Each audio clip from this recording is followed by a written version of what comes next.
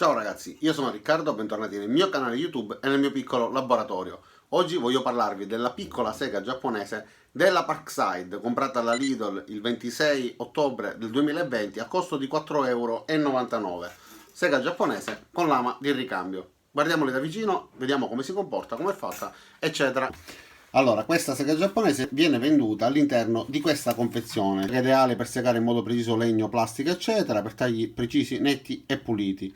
Ha dei denti induriti induttivamente fresati 3 volte, quindi lo stesso dente ha 3 affilature.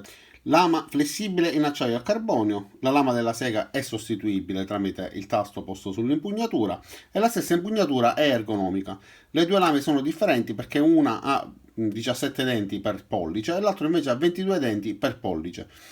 E sono comunque due lame nate per tagliare il legno attraverso vena. Questo tipo di dente, come potete vedere, soprattutto nelle ryoba, perché questa è una sorta di kataba ma non ha il dorso. Come vedete nelle seghe giapponesi abbiamo i denti per il taglio traverso vena che sono molto piccoli e i denti per il taglio lungo vena.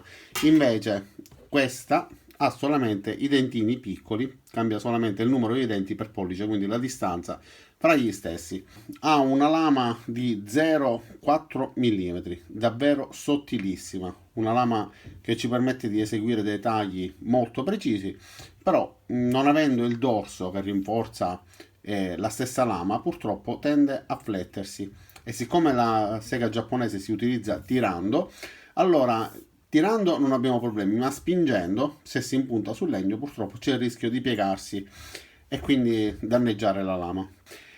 È appunto 0,4 mm, ma ha una stradatura dei denti, quindi la sporgenza dei denti a destra e a sinistra, che la fanno arrivare a soli 0,45, quindi lo spazio che si forma sul taglio non è sufficiente da lasciare uno scorrimento della lama libero e a volte viene pinzata dallo stesso legno e un pochettino, diciamo, dà un po' di difficoltà, però è precisa, è un utensile che conoscendolo riusciamo a utilizzare bene, ma i primi utilizzi devo ammettere che comunque dà un po' di difficoltà. Vi faccio vedere la sostituzione della lama. Premendo il tasto possiamo sfilare la lama che è montata e sostituirla con l'altra lama. Tra l'altro la possibilità di smontarla ci dà anche l'opportunità di poterla trasportare agevolmente all'interno della cassetta degli attrezzi, eccetera. Quindi spostiamoci direttamente verso la morsa e facciamo due prove di taglio. Allora facciamo questa prova cominciando a fare un taglio su questo pezzo di compensato.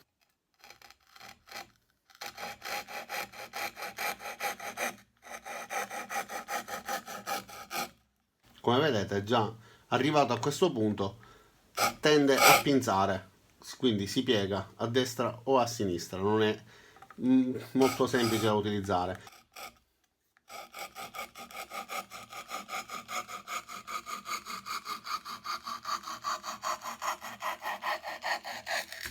Ok, è riuscito a tagliarla senza problemi, si è impuntato un paio di volte e comunque mi ha consentito di continuare il taglio fino alla parte opposta del legno dividendolo in due. Dopo la prova con il compensato proviamo anche con questo pezzo di pino, trattato tra l'altro in autoclave e leggermente indurito perché ha assorbito tutti i prodotti per renderlo più duro e più resistente agli agenti atmosferici. E allora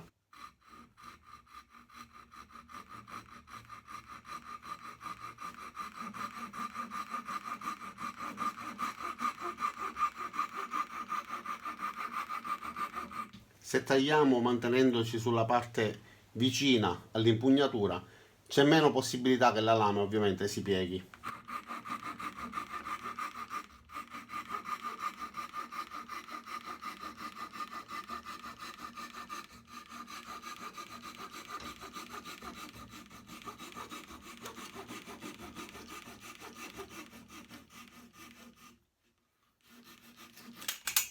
E comunque è riuscito a tagliare perfettamente il legno con una velocità comunque molto apprezzabile. Certo, non è paragonabile ovviamente ad una sega giapponese, ad esempio questa Ryoba.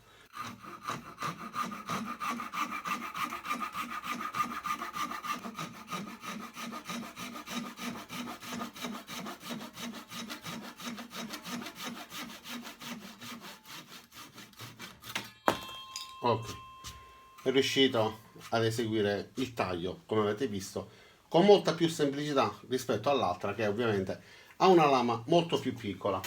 È ideale ovviamente anche per rimuovere spine, per esempio da una superficie. Faccio l'esempio con questo pezzo piccolo, ma se dobbiamo rimuovere delle spine da una superficie grande, con un seghetto tipo questo non riusciremmo assolutamente a toglierla, perché l'impugnatura batterebbe contro la superficie, flettendo la lama purtroppo andremmo a danneggiare la stessa superficie sulla quale è fissata la spina. Invece con una sega giapponese, che sia una Ryoba che riusciamo a piegare o questa che è una lama da 0,4, quindi molto più flessibile, riusciamo a lavorare tranquillamente, e la stradatura che è appena accennata ci permette di rimuoverla semplicemente in questo modo.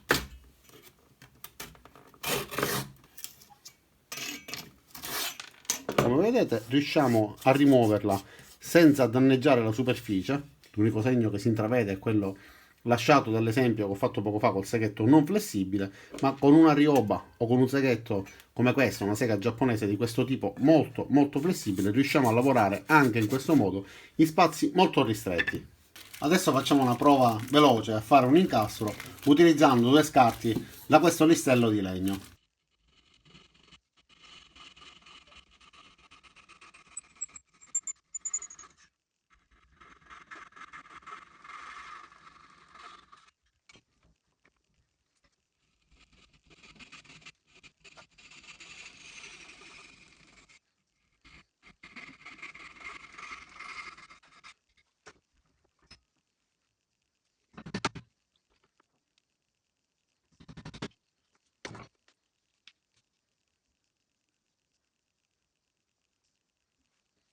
Quindi si tratta semplicemente di due scarti, proprio per renderci conto della potenzialità di questo tipo di seghetto. Ci permette di ottenere degli incastri che possono tornarci utili per eventuali costruzioni di progetti, eccetera.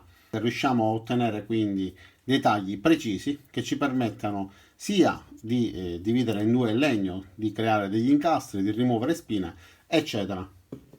E allora ragazzi, cosa dire della sega giapponese della Parkside? Secondo me per 5 euro è un prodotto valido, ci permette di fare dei tagli che altrimenti non potremmo fare, perché è molto flessibile, 0,4 mm, con una stradatura veramente impercettibile anche al tatto, che ci permette di fare appunto tagli di spine eccetera con molta precisione. Però il vantaggio della lama sottile, che ci permette di avere questa flessibilità e quindi questa versatilità, è un'arma che si ritorce contro la stessa sega giapponese, perché se non sappiamo usarla o se becchiamo un tipo di legno più duro nel quale la lama si impunta, purtroppo si può danneggiare.